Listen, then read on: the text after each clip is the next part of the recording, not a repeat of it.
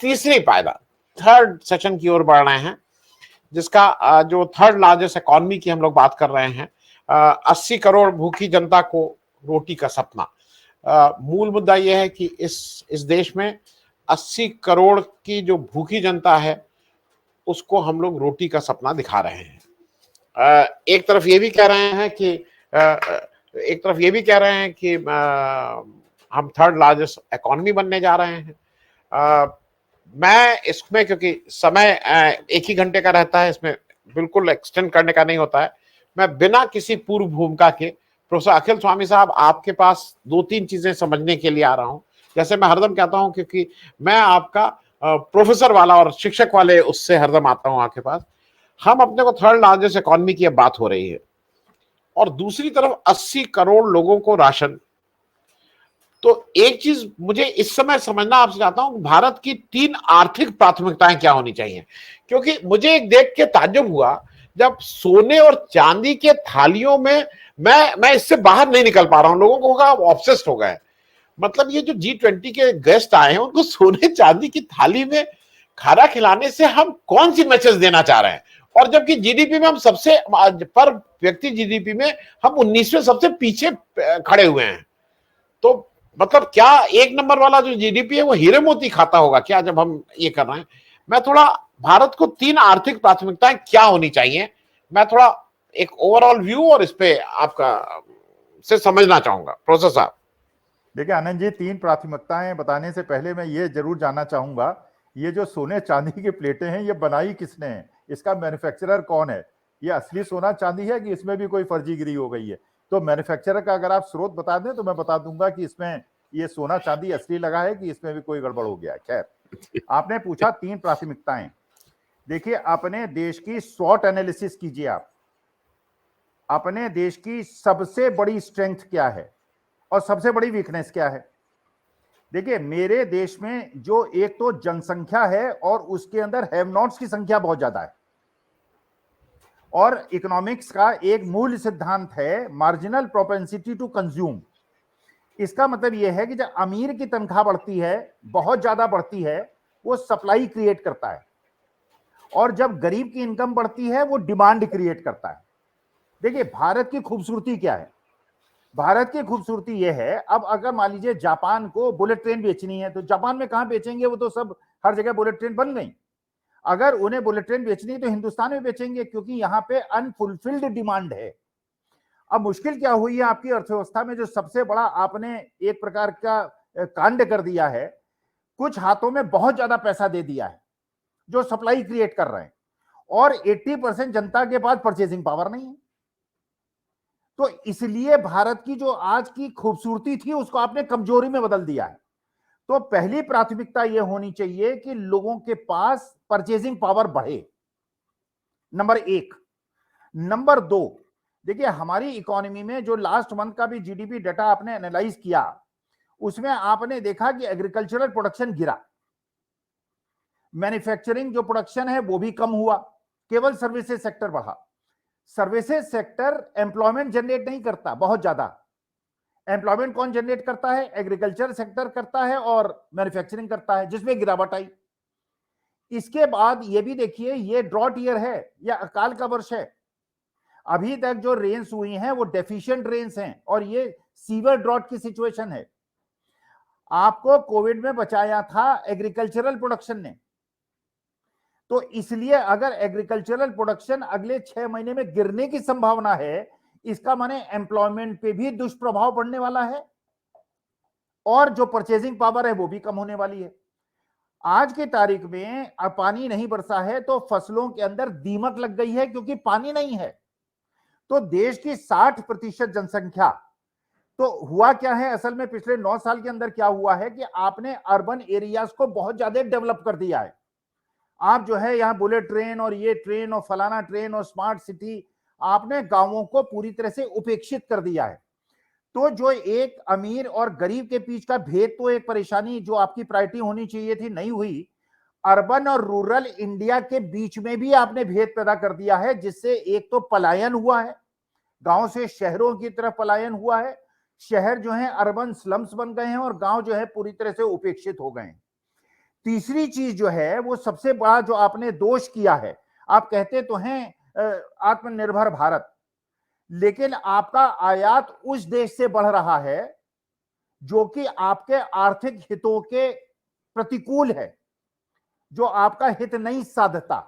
आपका trade deficit सबसे ज्यादा उनके साथ बढ़ रहा है, इसका माने सबसे ज्यादा आयात आप उनके साथ कर रहे हैं। क्यों कर रहे हैं?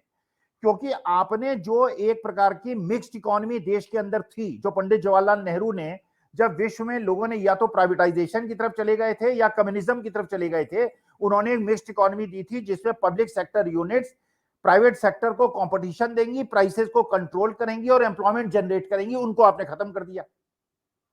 तो आज के तारीख में क्योंकि सरकारी नौकरी आप दे नहीं रहे, हर चीज जो है अडानी जी को दे रहे हैं, और अडानी जी जो है वो अपने यहाँ जो नौकरियां देते हैं, वो नौकरियां तो देते नहीं, वो तो कॉन्ट्रैक्ट में रखते हैं। अगर अडानी जी के टर्नओवर को और एम्प्लॉयमेंट जितना वो देते हैं उसका कोरिलेशन आप निकालेंगे तो ये पता चलेगा वो एम्प्लॉयमेंट देते ही नहीं, और 15-20 हजार की तनख्वाह देते हैं छोटे आदमी को। सरकारी नौकरी में तो जो चपरासी है वो भी बेचारा 30-35 हजार रुपए पा जाता है। तो ये जो परचेजिंग पावर को आपने कम किया है, पूरी की पूरी पूंजी आपने एक पूंजीपति को दे दी है, पब्लिक सेक्टर यूनिट्स को खत्म कर दिया है, और आपने एग्रीकल्चर सेक्टर को जिस तरह से बर्बाद किया है। आप पिछले 9 साल का विश्लेषण कर लीजिए आनंद जी, जो आपकी एक किसान का प्रॉफिट एंड लॉस अकाउंट बना लीजिए। आप सिंह साहब बैठे हैं, वो बहुत अच्छा बताएंगे किसानी के बारे में, एग्रीकल्चर के बारे में, उनका बहुत गहन अध्ययन है। उनका प्रॉफिट एंड लॉस अकाउंट बना लीजिए। आप इंडस्ट्री में जो लैंड वो लेता है, उस लैंड के कॉस्ट को और उस पे लिए हुए लोन को आप प्रॉफिट एंड लॉस अकाउंट पे लेते हैं कि नहीं लेते हैं?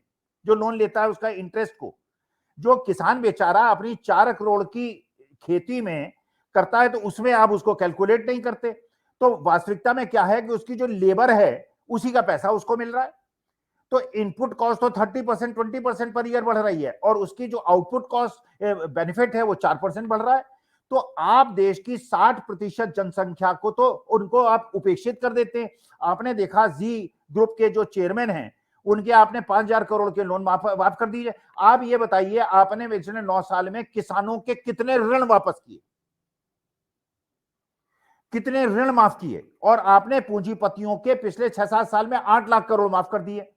तो क्योंकि अमीरों के तो हो क्या रहा है वास्तविकता में, मैं ये लास्ट बात कह रहा हूं, पीएम केयर फंड में और चुनावी बॉन्ड में इन पूंजीपतियों से आप पैसा लेते हैं, उसका स्रोत नहीं बताते और उनके ऋण माफ कर देते हैं। तो एक नेक्सस बन गया है, और इसमें ये सबसे बड़ा दोष है, ये सबसे बड़ी स्ट्रेंथ को सबसे बड़ा वीकनेस बना दिया है। हिंदुस्तान के युवाओं को अगर नौकरी नहीं बनी तो हमारा जो एक डेमोग्राफिक डिविडेंड है ये डिजास्टर आनंद जी बन रहा है। बच्चे युवा अगर खाली हाथ रहेंगे, उनके अंदर जोश होता है, उनके पास शक्ति होती है, अगर उनके हाथ में नौकरी नहीं है, माँ बाप तो उलाहना देंगे, उन्होंने तो अपने खेत गिरवी रख के बच्चों को पढ़ा दिया, बच्चों को नौकरी नहीं मिलेगी, ये जो है देश को बर्बाद कर देंगे। तो देश को आबाद करने के लिए आवश्यक है इन बच्चों को नौकरी दीजिए, नौकरी आप देते नहीं। सारी चीजें जो हैं, अब तो सब्जी के ठेले और फल के ठेले भी बर्बाद हो जाएंगे 2-4 साल के अंदर, क्योंकि हर जगह अडानी जी के और अंबानी जी के स्टोर खुल रहे हैं। तो हर 100 मीटर 200 मीटर में तो अंबानी जी का स्मार्ट वो खुल रहा है, एक गोडाउन। और जब वो सब्जी फल वो बेचेंगे तो ये ठेले वाले बेचारे हमारे गरीब रामेश्वर कैसे रोटी खाएगा, वो टमाटर कैसे खरीदेगा? तो आप जो भारत है जिसकी बात करते हैं और इंडिया को कहते हैं कि इंडिया नहीं, हम तो भारत कहेंगे, भारत को तो बर्बाद कर दिया है आपने। आप तो इंडिया नहीं, आप तो एक सुपर नेचुरल इंडिया जो गुजरात लॉबी का है उसको अरबपति करोड़पति बना रहे हैं, पूरे देश को आप बर्बाद कर रहे हैं। जी जी जी, मैं अजय आपसे पूछना चाह रहा हूं एक दो चीजें, क्योंकि मैं इसको आंकड़ों के हिसाब से देखना चाहता हूं। एकदम से इंडिया तो 5वीं लार्जेस्ट इकोनॉमी बन नहीं गई, उसमें एक लंबा समय लगा होगा, उसमें बहुत से वर्षों का मेहनत थी।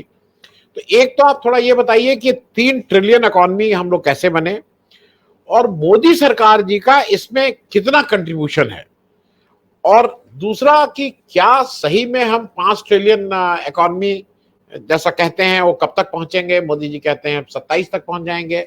आपके कुछ वो आए हैं, शायद स्लाइड्स आई हैं, आप जब कहिएगा तो स्लाइड्स चल जाएंगी यहाँ से। अजय।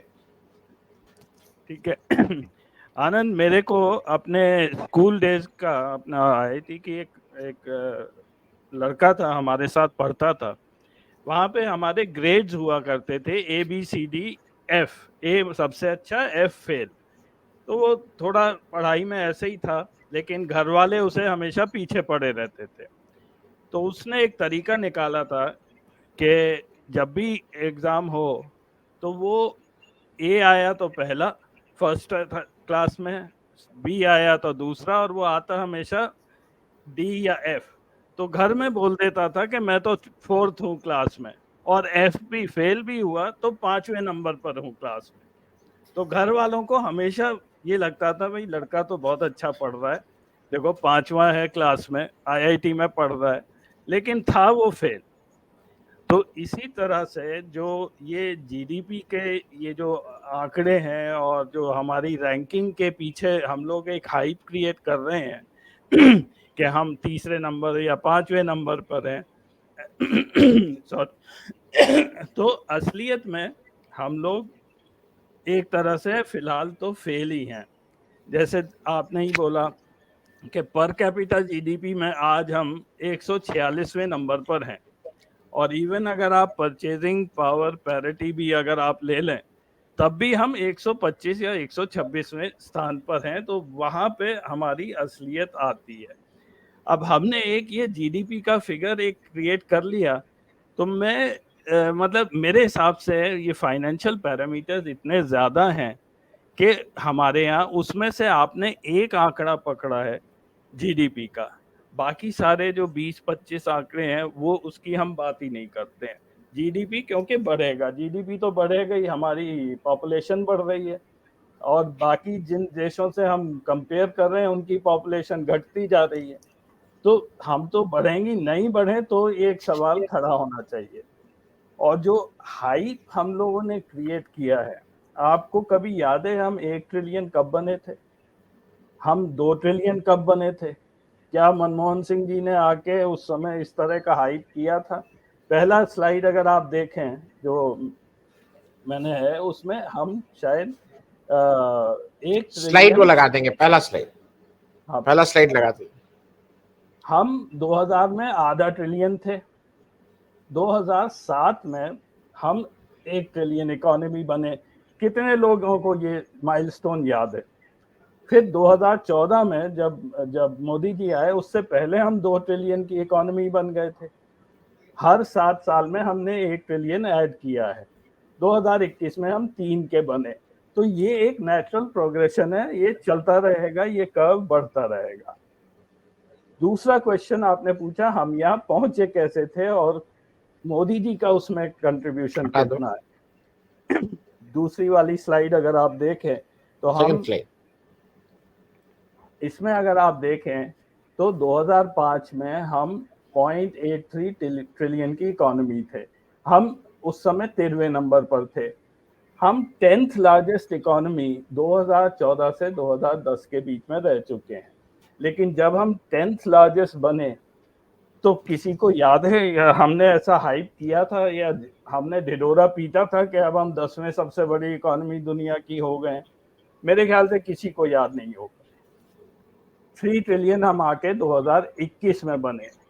तो एक आपको कंट्रीब्यूशन में बता देता हूं कि हमारे 2004 से 2014 के बीच में हम 10 सालों में हमारी जीडीपी 2.86 टाइम्स बढ़ी, और 2014 से 2024 के बीच में हमारी इकोनॉमी 1.72 टाइम बनी। इस समय मोदी जी थे, उससे पहले हमारे यूपीए 1 और यूपीए 2 के सरकारें थी। तो कंट्रीब्यूशन वाइज भी, और ये बात छुपी रह जाती है, यूपीए में हमारी जीडीपी ज़्यादा जल्दी बढ़ी थी, हमारी ग्रोथ ज़्यादा स्ट्रांग थी बजाय के मोदी जी के 10 सालों में। आनंद। हाँ जी, मैं अच्छा पूरा हो गया आपका, मैं नेक्स्ट राउंड में आतम सिंह साहब, मैं एक आपसे बहुत, जैसा सबको उम्मीद है, ये बताइए आप दोनों चीजें, क्योंकि आप एक तरफ मैनेजमेंट भी पढ़े हैं और दूसरी तरफ किसान भी, घर में भाई किसानी होती है, खेती से भी जुड़े हुए हैं। ये बताइए किसान मतलब खेती, कृषि और इंडस्ट्री एक दूसरे को कॉम्प्लीमेंट करते हैं या एक दूसरे के अगेंस्ट खड़े हैं?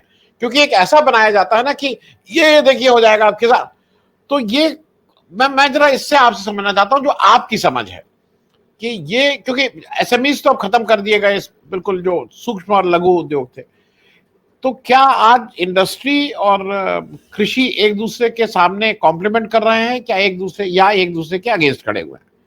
और एक छोटा सा क्वेश्चन है अजय, तुम्हारे लिए, आपके लिए, या आतमजीत सिंह साहब आप ही जवाब दे दें। एक हमारे विंसेंट साहब है, वो पूछ रहे हैं, question for mister Ajay is his concern for dipping an INR versus dollar, how it can be stopped and reversed. ये अजय चाहिएगा आप, नहीं तो आतम जी आप ही जवाब दे दीजिएगा, हम तो आप सब लोग इसको समझते हैं।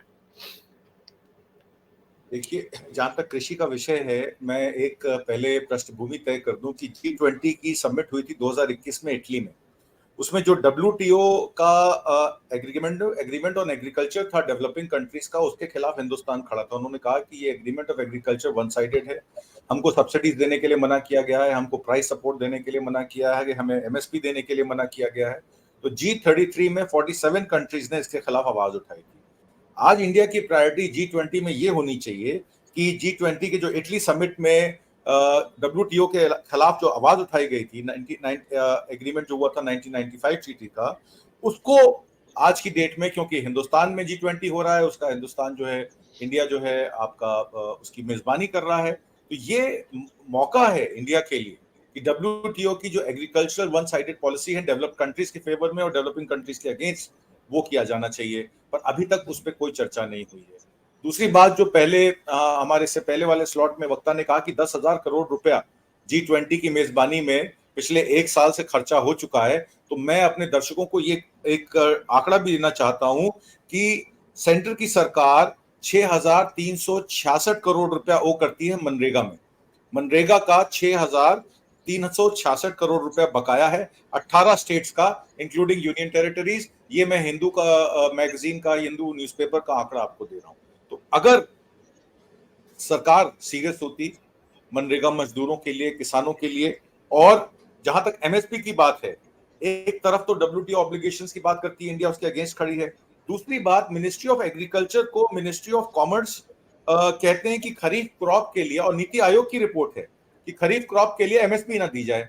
MSP दी जाएगी तो इन्फ्लेशनरी प्रेशर्स आ जाएंगे, तो दाम बढ़ जाएंगे तो हमारी इकोनॉमी पे असर पड़ेगा।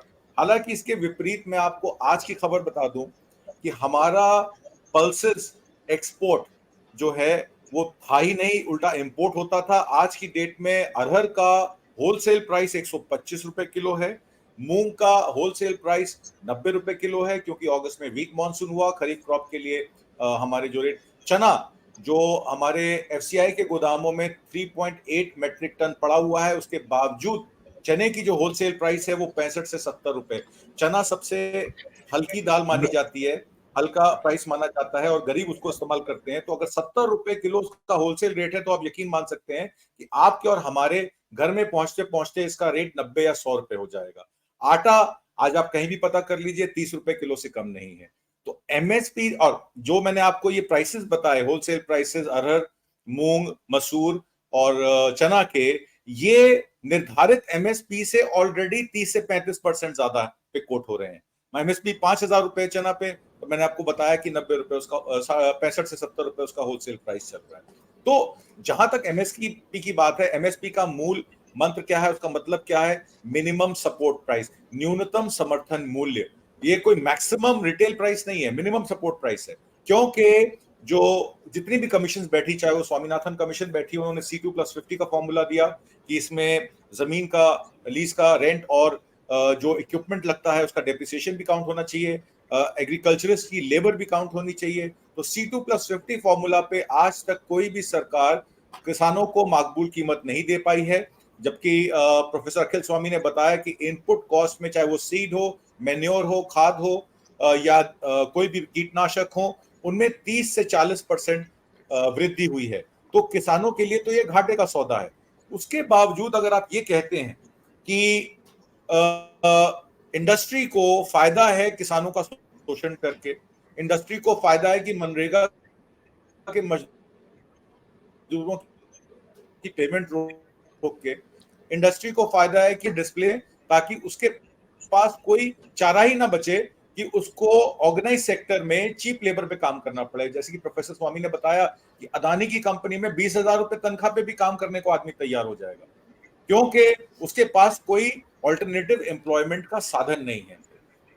तो ये क्यों किया जा रहा है? क्योंकि इलेक्टोरल फंडिंग जो है उसको आप सीक्रेसी रखते हैं, आपके क्रोनी कैपिटलिस्ट आपके साथ खड़े होकर G20 के जितने भी आपके गेस्ट हैं उनकी अगुवाई करते हैं, आप उनसे पैसा खर्च करवा के अपने कटआउट्स लगवाते हैं, आप अपने आप को लार्जर देन लाइफ इमेज दिखाते हैं। जापान के एक प्रेस रिपोर्टर ने, एक टीवी रिपोर्टर ने आज एक इंटरव्यू पब्लिश हुआ, उसमें ये दिखाया कि ये जो G20 समिट हो रही है इंडिया में, दिल्ली में, ये सिर्फ मेजबानी इंडिया प्रधानमंत्री मोदी को अगले इलेक्शन के लिए दिखाने के लिए कर रही है। ये कोई G20 की मेजबानी कोई सीरियस इश्यूज पर नहीं हो रही है। और ये जापान के टीवी चैनल कह रहे हैं। इंडिया के टीवी चैनल तो बेचारे कुछ कह ही नहीं सकते, क्योंकि वो तो उनके तो हथकड़ियां लग जाएंगी अगर वो ऐसी कोई बात कहेंगे। तो ये बात इंटरनेशनली भी उठ रही है कि प्रधानमंत्री मोदी G20 का इस्तेमाल सिर्फ अपनी इमेज को बरकरार रखने के लिए और 2024 के इलेक्शन से पहले अपने आप को एक लार्जर देन लाइफ कटआउट दिखाने के लिए कर रहे हैं।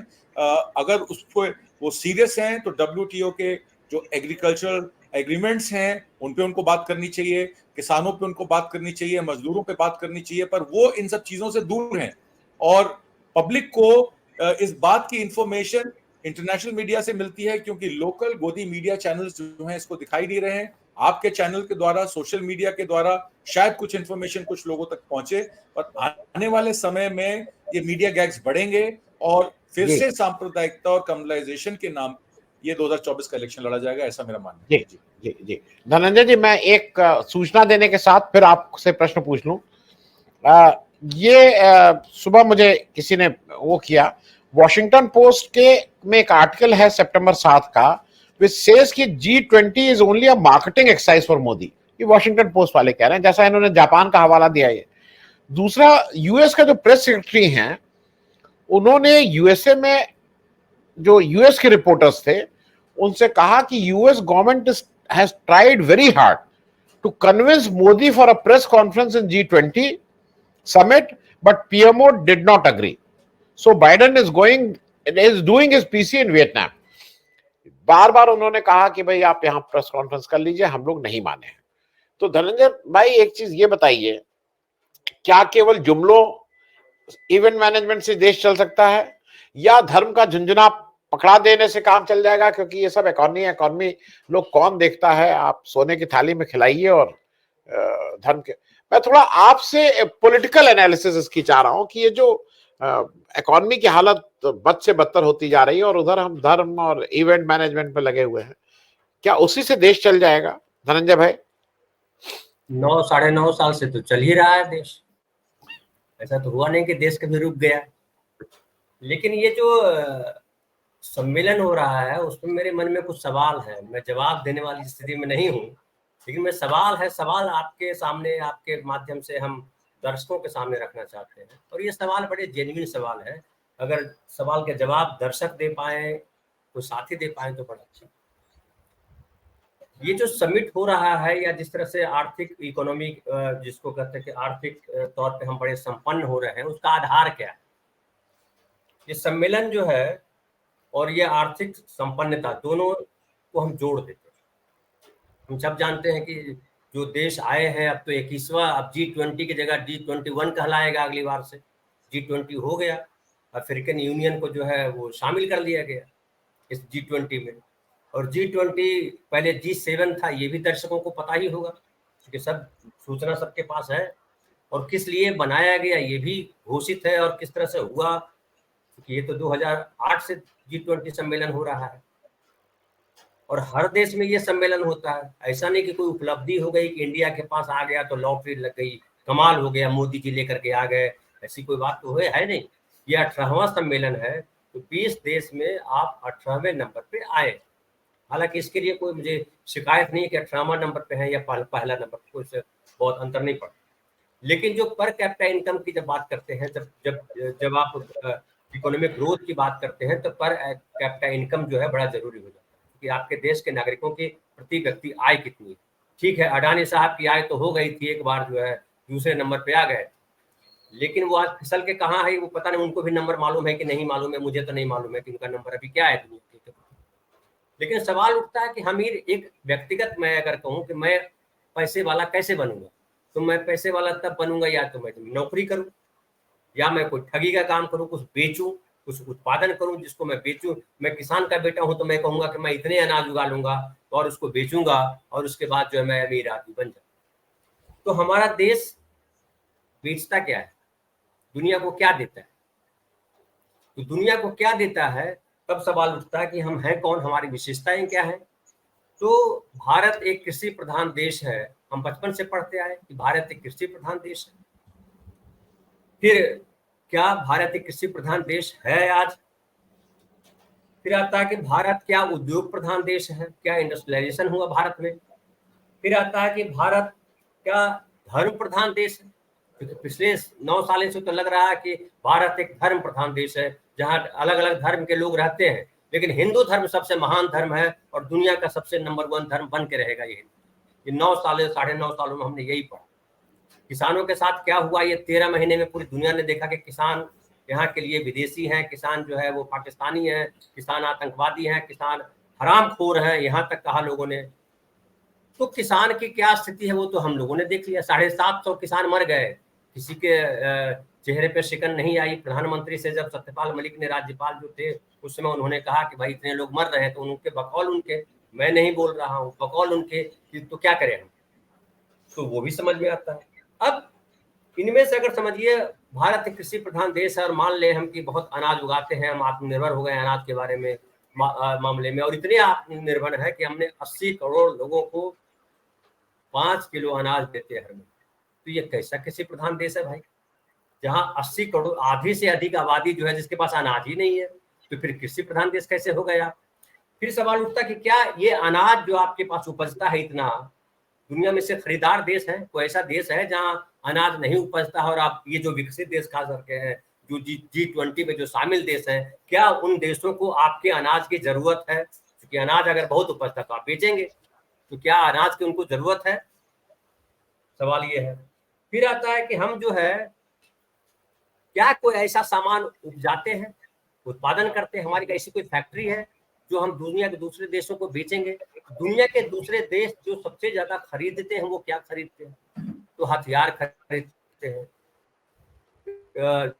जहाज खरीदते हैं, टेक्नोलॉजी खरीदते हैं। हम उसमें साइंस, भारतवर्ष कहाँ खड़ा है, हम क्या कर रहे हैं? ये एक सवाल है जो हर आदमी को अपने आप से सवाल करना चाहिए, पढ़ना चाहिए, ढूंढना चाहिए।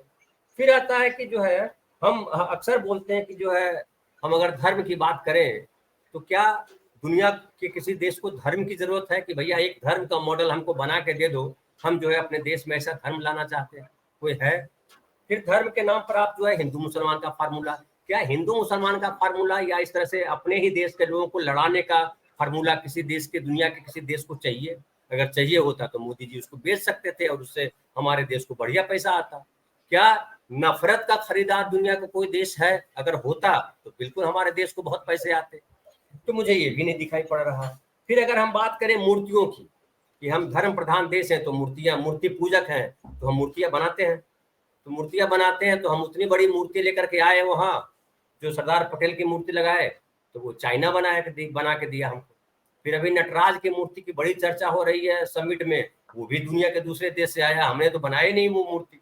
अच्छा, अभी जो ये भारत मंडपम बनाया गया है वो भी भारत के लोगों ने नहीं बनाया, उसमें दूसरे देश के लोगों को सहयोग लिया गया। तो हम बनाते क्या है, हम उपजाते क्या है जिसको बेच करके हमारे पास पैसे आएंगे?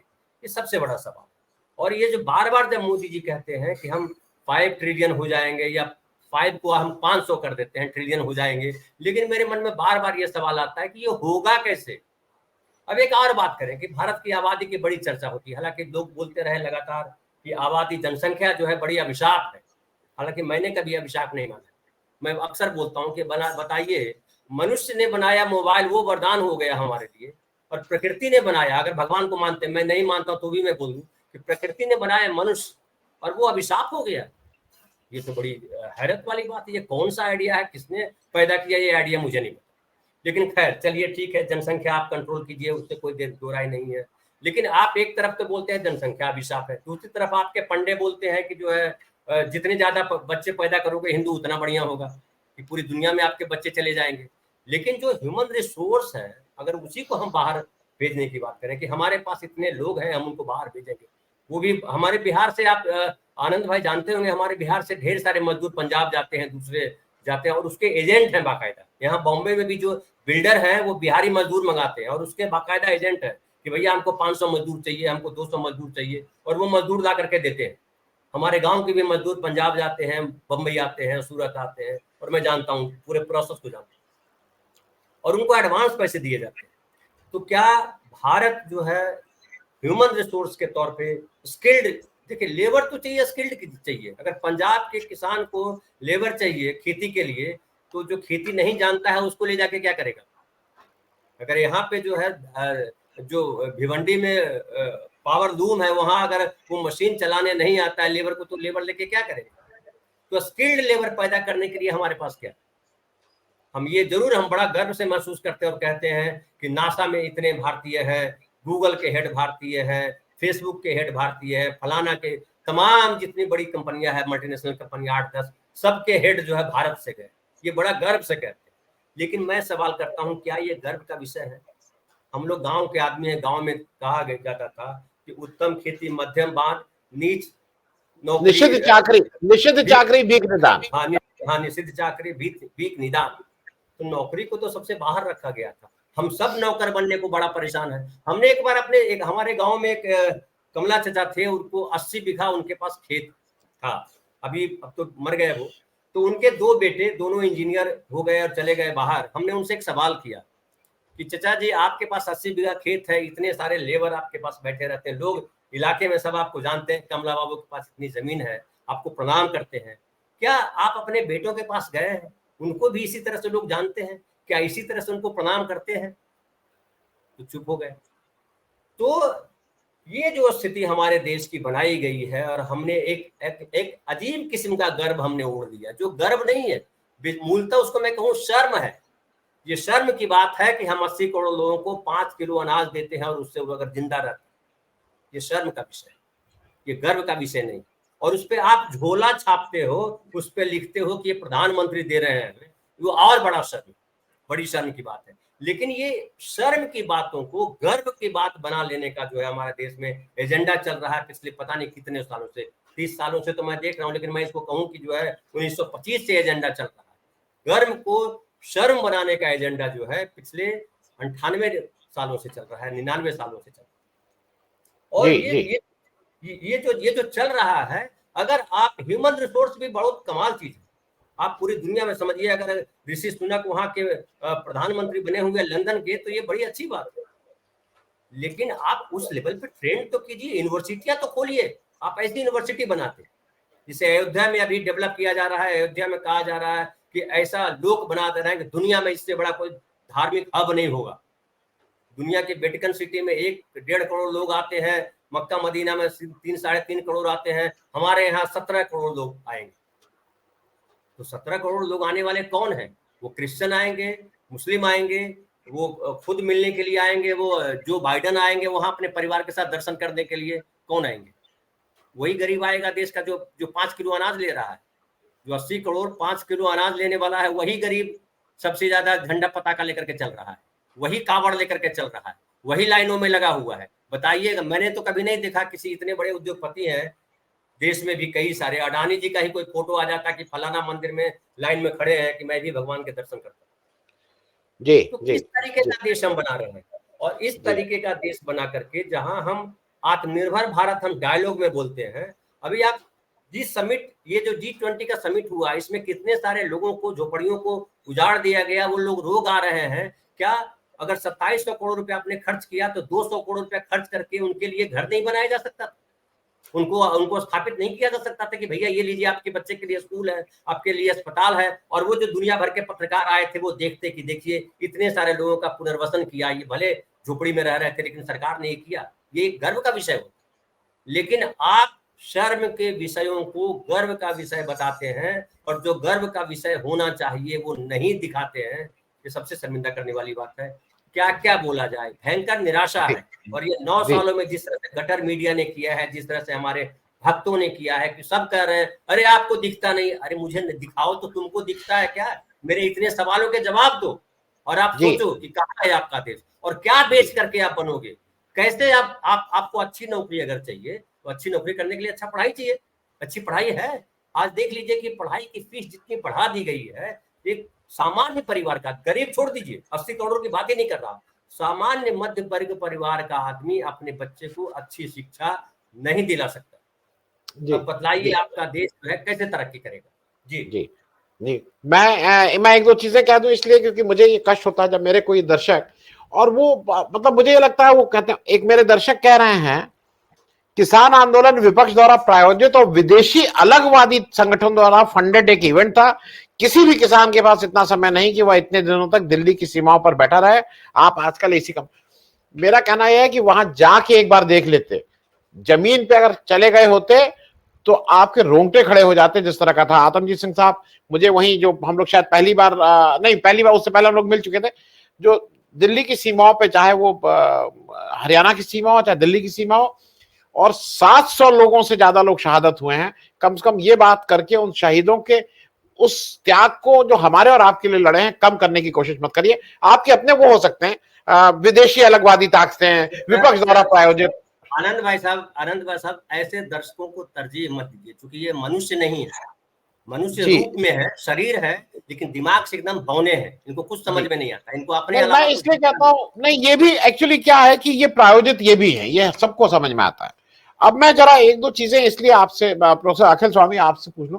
अच्छा, दूसरा धनंजय जी, आपने एक पायदान ऊपर चढ़ा दिया। मेरे हिसाब से 20 लोगों में 19वें पायदान पे भारत है on all the parameters, all the development, all the parameters. 18वें पे नहीं है, क्योंकि एक यूरोपियन यूनियन, मैंने कहा कि 18वां सम्मेलन इंडिया करा रहा है। अच्छा, लेकिन पायदान हम खड़े हैं 19वें पे, और बहुत मजबूती से खड़े हैं 19वें पे। उसमें कोई मोदी जी की उपलब्धि है कि 1 साल पहले अध्यक्षता ले ली। जी उनको लगा कि हो सकता है 24 में ना आए। दूसरा मैं इसलिए देखिए, मैं अपने इसलिए इन लोगों का नाम लेता हूं। एक आनंद पाढ़े साहब हैं, वो भाषा का आप संयम रखिए। मैं अपने उस कार्यक्रम को हरदम ही रखता हूं कि भाषा की मर्यादा रखिए। आपको अगर कुछ गलत लगता है तो आप बोलिए, अपने हिसाब से बोलिए। आप बोलिए बार बार कि भाई मोदी जी से अच्छा कोई प्रधानमंत्री नहीं हुआ, मोदी जी नेहरू जी से अच्छे हैं, मोदी जी राहुल गांधी से ज्यादा पढ़े लिखे हैं, मोदी जी सबसे, भाई इसमें किसी को क्या दिक्कत है, वो किंग कॉन्ग से ज्यादा उनके पास शक्ति है, वो सब कुछ आप कहिए, लेकिन आप भाषा की मर्यादा रखिएगा।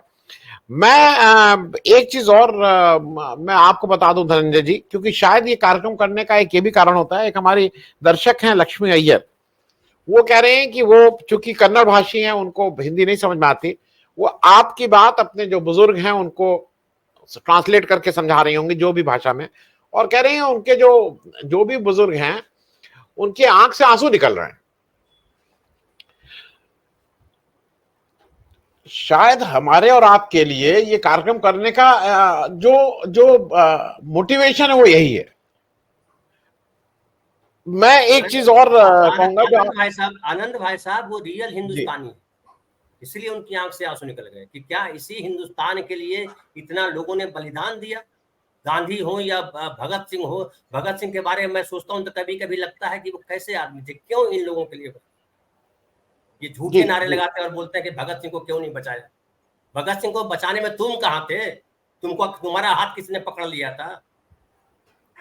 जी मैं एक चीज और, जो आपने कहा कि ना लोक बना रहे हैं और कह रहे हैं कि लोक से अयोध्या, नहीं, गोरखपुर का जो शमशान, जो शवदाह बना था इलेक्ट्रिक क्रेमेटोरियम, वहां के उसके ओपनिंग में रवि किशन जो लोकल सांसद हैं, उन्होंने कहा कि इतना बढ़िया शवदाह बना है कि सीधे स्वर्ग जाओ। ये उनका ऑफिशियल रिकॉर्ड है, ये हमको और लोग मान रहे हैं और भक्त लोग ताली बजा रहे हैं कि क्या वाह वाह वाह वाह। क्या योगी आदित्यनाथ हंस रहे थे, इतनी उनकी छुप नहीं रही थी।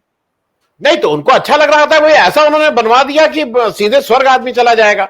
हम तो अभी तक सुनते थे कि कुछ अच्छे काम करोगे तब स्वर्ग जाओगे, यहाँ एक ऐसा शवदाह बनवा दिया गया।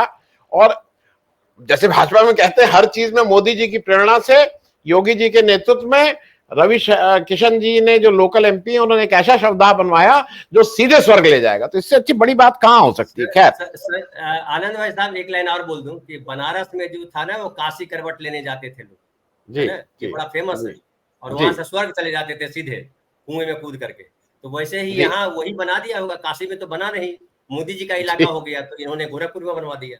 जी जी, जी। मैं प्रोफेसर अखिल स्वामी आपसे एक दो चीजें, मेरा एक ये इसलिए प्रश्न है कि मनरेगा को हरदम ये माना जाता है कि मनरेगा, अरे भाई बहुत भ्रष्टाचार है। तो पॉलिसी में भ्रष्टाचार है कि जो इसको एग्जीक्यूट कर रहे हैं उसमें भ्रष्टाचार है? पॉलिसी तो अच्छी है, क्योंकि हमारी यही समस्या क्या है, हमारी समस्या क्या पॉलिसी ठीक नहीं बन रही है, या हमारी समस्या जो पॉलिसी बन रही है उसका क्रियान्वयन या उसका एग्जीक्यूशन ठीक नहीं हो रहा है? ज्यादा समस्या की चीज क्या है प्रोफेसर स्वामी, जरा ये भी समझना चाहेंगे। देखिए आनंद जी, वास्तविकता में गरीबों के हित में किया गया कोई भी काम वो इनको नहीं समझ आता, उसमें बेईमानी नजर आती है। बड़े बड़े लोन को सैंक्शन करने में, डिसबर्समेंट करने में और ऋण को माफ करने में, और जो ऑफशोर कंपनीज हैं और शेल कंपनीज से पैसा रोटेट करके और शेयर मार्केट को मैनिपुलेट करने में इनको बेईमानी समझ में नहीं आती। ये तो चलिए कुछ पूंजीपतियों का हाथ है। मैं जो आपके एक श्रोता ने एक प्रश्न पूछा था, मैं आनंद जी उसका जवाब देना चाहता हूं। उन्होंने जी, कहा कि जो वीकनिंग रूपी है इसका क्या इंपैक्ट है। दो मैनेजमेंट एक्सपर्ट्स यहां बैठे हैं और मेरा सौभाग्य मैं उनके साथ बैठा हूं।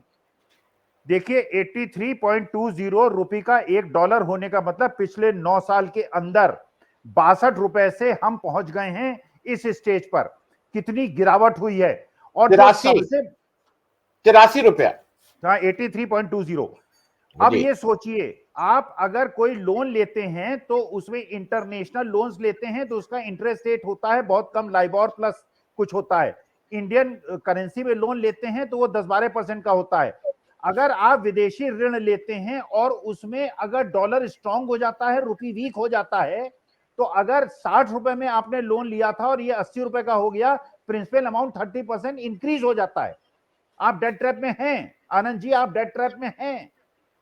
50 लाख करोड़ का ऋण अगर 9 साल के अंदर 155 लाख करोड़ हो गया है, इसका मतलब नए लोन आप ले रहे हैं पुराने लोन को वापस करने के लिए, और जीडीपी उसी गति से बढ़ रही है। सिंह साहब और अजय जी भी इसमें चाहेंगे तो पुष्टि करेंगे। आपकी आमदनी है 1 लाख रुपए और कोई लोन नहीं है, और 1 लाख ही आमदनी रहे और लोन ले लें 5 करोड़ का, लोन का रिपेमेंट कैसे करेंगे? तो वास्तविकता में आज की तारीख में जीडीपी की जो वही ग्रोथ रेट बल्कि उससे कम हो गई जो मनमोहन सिंह के जमाने में थी, कम हो गई, और लोन आपने 2 गुने ले लिए। इसका मतलब यह है कि नए लोन लेके पुराने लोन वापस कर रहे हैं। डेट ट्रैप में आप ऑलरेडी हैं। और रुपए का उन्होंने कहा कैसे इसको मजबूत किया जाए, जब तक चीन से आयात बढ़ाते जाएंगे, ट्रेड डेफिसिट को बढ़ाते जाएंगे। हम तो चीनी झालर नहीं खरीद रहे 9 साल से, ये जो है पता नहीं क्या क्या इंपोर्ट किए चले जा रहे हैं चीन से।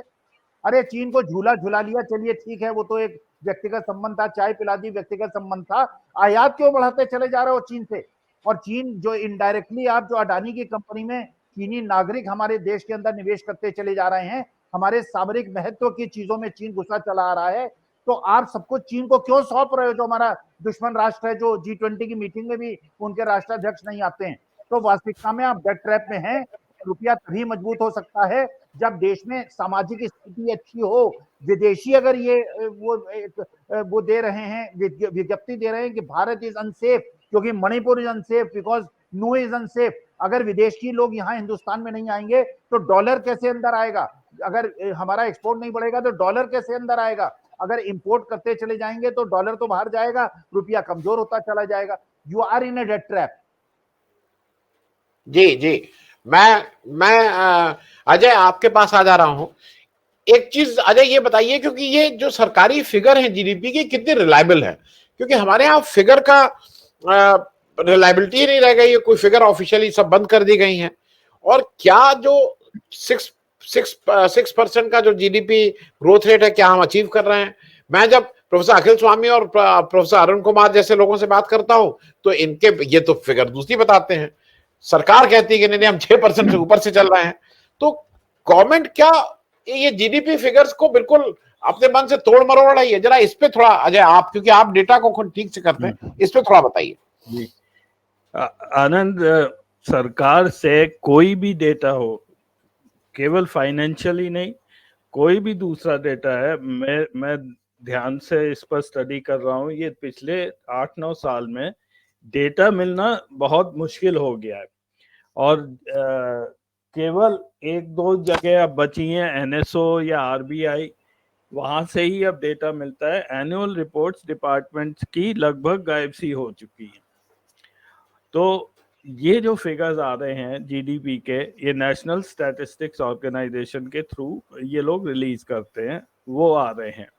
अब लास्ट क्वार्टर अगर आप देखें, जैसा इन्होंने बोला है कि हमारी लास्ट क्वार्टर में 7.8% हमारी जीडीपी ग्रो की है।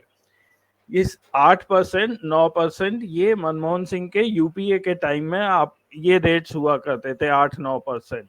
और उस समय क्या इकोनॉमिक एक्टिविटी आप देख रहे थे, बड़ी तेजी से आपके इर्द गिर्द सब कुछ चल रहा था, नई बैंक्स खुल रही थी, आईटी सेक्टर बढ़ रहा था, एक माहौल ऐसा था कि काफी तेजी से लगता था कि देश बढ़ रहा है। आज अगर हम 8% जैसा कि क्लेम किया गया है, तो आप क्या देख रहे हैं अपने अपने चारों तरफ? मेरे हिसाब से, मैं तो अब रिटायर्ड हूँ, मेरी इनकम हर महीने दर महीने कम होती जा रही है, क्योंकि मेरे पास वैसे सोर्स नहीं है, सेविंग्स पर हम लोग रहते हैं। तो हर महीने कोई चीज बढ़ रही है, कभी डॉक्टर फीस बढ़ रही है, दवाइयाँ बढ़ रही हैं, जैसे कि डॉलर अगर बढ़ गया रेट, तो दवाइयों के दाम एकदम से बढ़ जाए। तो इस माहौल में क्या आपको लगता है हम लोग 8% ग्रोथ ले रहे हैं? और ये सबको सोचने वाली बात है, और दर्शकों को भी, कि इन नंबर्स पर वो ना जाएं। हमें मतलब है महंगाई से, हमें मतलब है इन्फ्लेशन से, अनएम्प्लॉयमेंट से। हमारी जिंदगी इन्हीं से चलती है, ना कि जीडीपी से चलती है, ना कि हम 5वें स्थान पर जाएं या तीसरे स्थान पर जाएं, उससे हमारी जिंदगी नहीं चलती है। ये जो फिगर्स हैं एक और हमारे यहाँ एक अभी आर्टिकल आया है, वो प्रिंसटन के प्रोफेसर हैं, वो भी मोदी नाम से हैं। उन्होंने अभी 4-5 दिन पहले ये कैलकुलेट किया है कि जो ये 7.8 का क्वार्टरली ग्रोथ दिखाई है, ये गलत है, और उन्होंने ये पब्लिश कर दिया है। उस पेपर के आने से काफी बड़ा हंगामा भी चल रहा है, उस पर डिबेट हो रही है। अब जीडीपी कैलकुलेट, उन्होंने ये बताया है कि जीडीपी कैलकुलेट करने का तरीका जो इंडिया अपना रहा है वो गलत है, और उन्होंने उसमें ये दिखाया है कि वास्तविक तौर पर 4 या 4.5% से इंडियन ग्रोथ हुई है पिछले क्वार्टर में, और उससे पहले इससे भी कम है। और यही बात शायद आपके प्रोग्राम में भी जब प्रोफेसर अरुण कुमार आए थे, उन्होंने भी ये कहा था कि हमारा जीडीपी कैलकुलेट करने का तरीका मोदी गवर्नमेंट का गलत है।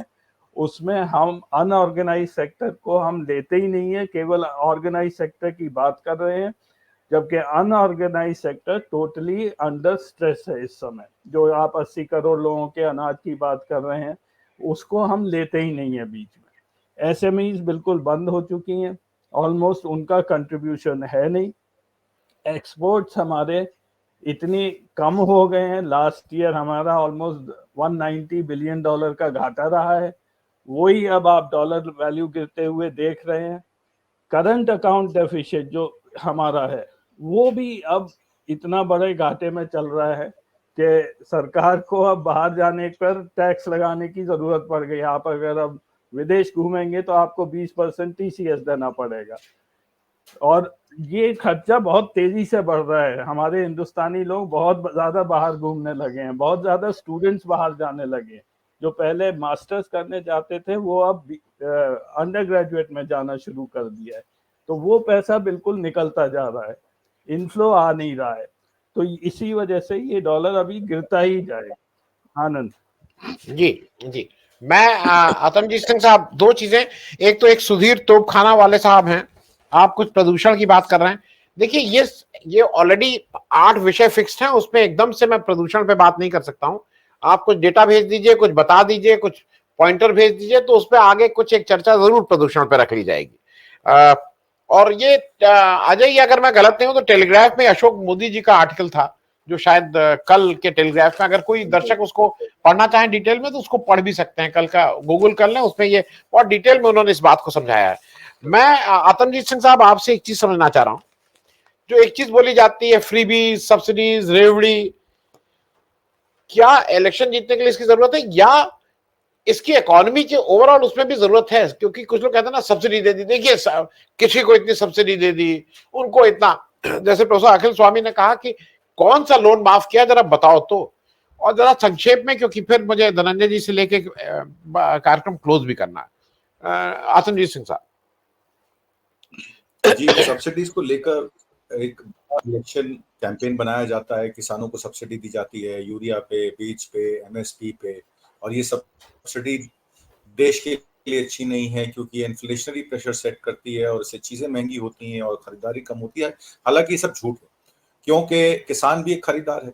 किसान अगर मान लीजिए धान की बुआई करता है या गेहूं की बुआई करता है तो 10 चीजें वो बाजार से खरीदने जाता है, उसको माकूल कीमत नहीं मिलेगी अपनी उपज की, तो वो कहां से खरीदारी करे। देश में 60 करोड़ लोग किसान या किसानी से संबंधित रोजगार से डिपेंडेंट है, या चाहे वो मनरेगा के मजदूर हों, चाहे वो पटाईदार किसान हो, चाहे वो खुद के जमीनों पे खेती करते हो। मेरा कहने का मतलब ये है कि अगर आप किसी को कॉम्पनसेटरी वेलफेयरिज्म के उसमें अगर सब्सिडी दे रहे हैं तो वो इसलिए दे रहे हैं कि देश का डेवलपमेंट मैकेनिज्म या देश का जो आर्थिक ढांचा था जिसमें आपको सबको इनकम्पस करना था, आप नहीं कर पाए। आपने 10 करोड़ लोगों के, सरकार ये तो कह देती है कि 6 करोड़ 10 करोड़ लोग आईटीआर फाइल करते हैं, उससे हमें 100 करोड़ लोगों को पालन पोषण करना पड़ता है, 80 करोड़ लोगों को राशन देना पड़ता है। और सरकार ये नहीं बताती जो 80 करोड़ लोगों को राशन दिया जाता है वो राशन आता कहां से, वो उन किसानों से आता है जिनको नेगेटिव ग्रोथ में चलते हैं। आपने देखा लॉकडाउन में 6% ग्रोथ थी, जैसे कि अजय प्रकाश जी ने डेटा बताया, तो उसमें डेटा में और जोड़ दूं, agricultural growth was 6% during the entire lockdown from 2019 to 2021। आज एग्रीकल्चर की ग्रोथ रेट क्या है? अगर लास्ट ईयर का इनका डेटा सरकारी आंकड़ा ले तो सरकारी आंकड़ा खुद ही कहता है कि 3.6 टू 3.8% एग्रीकल्चरल ग्रोथ है। तो एग्रीकल्चर की ग्रोथ नेगेटिव में क्यों गई, जो लॉकडाउन में पॉजिटिव में थी, 6% में थी, और जीडीपी -22% थी सितंबर 2020-21 में। तो वो एग्रीकल्चरल अगर सपोर्ट नहीं करता इकोनॉमी को तो इकोनॉमी का भट्टा बैठ जाता। उस एग्रीकल्चरल इकोनॉमी की वजह से एफसीआई के गोदामों में गेहूं और धान का एक बड़ा अच्छा इनके पास स्टॉक रहा, जिसकी वजह से ये लोग 80-85 करोड़ लोगों को फ्री राशन दे पाए। और उसी किसान को जब वहां फ्लड्स होते हैं, जुलाई और अगस्त में देखा आपने, जुलाई के महीने में किस तरीके से हरियाणा, पंजाब, राजस्थान और देश के नॉर्दर्न बेल्ट में फ्लड्स आए, उस पर कॉम्पनसेटरी मैकेनिज्म देने में सरकार को प्रॉब्लम आ रही है। आज किसान फिर से धरना लेके पंजाब में रेल रोको आंदोलन कर रहे हैं, हरियाणा में जगह जगह पे धरने बैठ रहे हैं, क्योंकि आप किसानों को उनका कॉम्पनसेशन नहीं दे रहे हैं। जब उनकी फसल होती है तो उनको माकूल कीमत नहीं मिलती, और जब कोई आपदा आती है, चाहे वो फ्लड हो या कुछ भी हो, या तो उसमें सरकार जो है अपना हाथ पीछे कर लेती है। तो ये और कुछ नहीं है, एक नार्सिसिस्टिक बिहेवियर है, ये शोषण है किसानों का। और उस शोषण करके किसानों का अगर 80 करोड़ लोगों का आप पेट भर रहे हैं तो ये बहुत समय चलने वाला नहीं है। इवेंचुअली क्या होगा कि आपके पास larger basket of production goods होगी, जो जिसको आप जीडीपी के द्वारा स्थापित कर रहे हैं, और उस जो बास्केट ऑफ गुड्स होगी उसके खरीदार नहीं होंगे, तो एक डिफ्लेशनरी प्रेशर हो जाएगा कि आपके पास सामान तो है बेचने के लिए पर खरीदार नहीं है। तो आने वाले समय में ये भी दिक्कत आ सकती है। जी, मैं चलते चलते धनंजय भाई आपसे एक इसलिए सवाल पूछ लूं, फिर वो थोड़ा पॉलिटिकल ही है, मैं आपसे पॉलिटिकली सवाल पूछूंगा। ये जो देश में एक निशान, एक चुनाव, एक भाषा, एक यूसीसी लगाने की बात है, तो क्या अगर मान लीजिए थोड़ी देर के लिए हिटलर ही इसको चलाता है देश को, तो क्या देश ओवरऑल तरक्की कर रहा होगा, देश के लोग ओवरऑल खुशहाल होंगे, देश के, या देश और कमजोर हो रहा होगा? क्योंकि हमारी फेडरेशन ऑफ स्टेट्स है। मैं थोड़ा एक बहुत बहुत संक्षेप में इस पे टिप्पणी, क्योंकि ये सारा कुछ जो 80 करोड़ लोगों को जो 5 किलो अनाज दिया जा रहा है पूरे भारत में दिया जा रहा है। ऐसा नहीं है कि किसी स्टेट में नहीं भी हो गरीबी, गरीबी पूरे देश में है, कहीं कम कहीं ज्यादा है। मैं एक बहुत क्विक एक टिप्पणी इस पे, धनंजय जी अनम्यूट कर लीजिए। मैं अपनी टिप्पणी, हालांकि आपने कहा राजनीति के अलावा अर्थशास्त्र में बहुत नहीं जानता, बहुत मोटा मोटा जानता हूं जो मैं सवाल करता हूं, क्योंकि मुझे वही समझ में आता है। लेकिन मैं एक इसमें एक कहानी सुना दूं जो बचपन में पढ़ी है कि एक किसान था, वो जब अब मरने लगा, मृत्युशैया पे लेट गया, तो उसने अपने बेटों को बुलाया और सबको एक एक लकड़ियां दी कि ये तोड़ो, और उसने तोड़ दी। फिर वो चारों लकड़ी, 4 बेटे थे, 4 लकड़ियां इकट्ठा किया, उसको बांध दिया, बोला कि अब तोड़ो। कोई बेटा तोड़ नहीं पाया, बोला कि यही जीवन का मैसेज है तुम्हारे आगे बढ़ने की। तो अब एक आदमी जो है भारत को अगर महान बना सकता है, तो अगर 144 करोड़ लोग जुड़ जाएंगे तो भारत को 144 गुने महान हो जाना चाहिए। एक आदमी कैसे महान बना सकता है? ये तो बड़ी एकदम अजीब सा लॉजिक है। ये बचपन में हमने कहानी पढ़ी इसलिए मैंने दोहरा दिया। और एक और कहावत है, एक पर एक से एक मिले दो, या एक और एक 11, या एक बड़ी बढ़िया दूरदर्शन पे एक आता था, एक चिड़िया अनेक चिड़िया करके एक वीडियो आता था। क्या उसका मैसेज? एकता में बल है। हम क्यों बचपन में पढ़ते रहे? हम क्या पढ़े? एकता में बल है। ये पहली बार हम देख रहे हैं अपनी आंखों से कि किताबों में जो पढ़ा उतने दिनों तक वो गलत था। सही तो ये कह रहे हैं कि एकता में बल नहीं है, सब आपस में लड़ो, सब एक दूसरे को गाली गलौज करो, सब एक दूसरे को बताओ कि गद्दार है, मैं ही देशभक्त हूं, तुम गद्दार हो। तो अगर इससे अगर देश एक बनता है तो फिर पता नहीं, मैं बेवकूफ आदमी हूं, मैं नहीं जानता हूं ज्यादा, लेकिन जो मैंने बचपन में पढ़ा है और जो मैं महसूस कर रहा हूं वो आपके सामने रख रहा हूं। तो मुझे लगता है सबको मिलकर के देश को आगे बढ़ाना चाहिए। और ये जो जी सम्मेलन हो रहा है वो तो कह रहे हैं कि आइए हम दुनिया के 20 देश, अभी अफ्रीकन यूनियन को भी शामिल कर लिया था, 21 देश मिल करके हम दुनिया को बड़ी ताकत बनाएंगे। और जो मोदी जी का नारा है, नारा वो बना गढ़ने में बड़े मास्टर आदमी है, वो उसको हकीकत में बदले नहीं बदले, नारे खूब उछालते हैं। इससे वसुधैव कुटुंबकम पता नहीं किसने उछाल दिया। हमारे एक मित्र बता रहे थे कि एक सीआर ने वो कहा था किसी। तो ये जो है नारे जो उछाल देते हैं, तो उन्होंने कहा एक पृथ्वी, उन्होंने कहा एक पृथ्वी, एक परिवार, एक फ्यूचर। तो वो एक पृथ्वी मतलब पूरी पृथ्वी की बात कर रहे हैं। एक परिवार के मतलब कह रहे हैं कि पूरी दुनिया जो है इतने सारे परिवारों से मिलकर बनी हुई है, तो सारे परिवार एक ही परिवार के सदस्य हैं। वो कह रहे हैं कि एक फ्यूचर, तो सबका एक भविष्य होना चाहिए। तो मैं तो समझ रहा हूं कि अडानी का भविष्य और धनंजय कुमार का भविष्य दोनों एक होना चाहिए, लेकिन हम प्रैक्टिकल देख रहे हैं कि ये भविष्य नहीं है। अडानी के लिए या वहां जो आए हैं लोग, उनके लिए अलग भविष्य है जो सम्मेलन में आए हुए हैं, और जो गरीब आदमी जो झोपड़ी में वहां पे रह रहा था पहले सम्मेलन से पहले, उनको कहीं और फेंक दिया गया। उनको भी कहा जाता कि देखिए हमारे देश के कुछ नागरिकों से मिलाते। अगर जो प्रधानमंत्री अकेले मिल रहे थे, हाथ मिला रहे थे सबसे उस चक्र के सामने, और कह रहे हैं कि ये जो है समय चक्र है। मैं दूरदर्शन पर देख रहा था, पता नहीं मैं तीलियां गिन रहा था कि 24 तीलियां है कि नहीं। ये तो जो है रथ का पहिया लग रहा है, ये समय का पहिया नहीं लग रहा। खैर, तो वो तो मैं फिर गिनूंगा तो बतलाऊंगा। लेकिन अगर ऐसा करते कि दुनिया इस देश के अगर 20 देश के प्रधान आए हैं, हालांकि सब देश के प्रधान नहीं आए हैं, तो 20 देश के अगर चीफ आए हैं, तो 20 पत्रकारों को या 20 जो है आम आदमी को भी मिलवाते कि देखिए हमारे देश में ये 20 तरीके के लोग हैं। 20 जातियों के ही लोगों को मिला देते कि देखिए हम इतने लोग हैं लेकिन सब कितना बढ़िया मिल के रहते हैं। तो ये किसी तरह के रूपक में नहीं आते हैं, न ये कथा में आते हैं, न ये कविता में आते हैं, न ये सिनेमा में आते हैं, न ये हकीकत में आते हैं। पता नहीं कहाँ से आए हैं, कहाँ ले जाना चाहते हैं देश को, मुझे समझ में नहीं आता है। जी तिरंजय सर, बहुत बहुत धन्यवाद आपका। और इस सेशन का चूंकि समय भी समाप्त हो चुका है, तो इस सेशन में भाग लेने के लिए आप सबका बहुत बहुत धन्यवाद।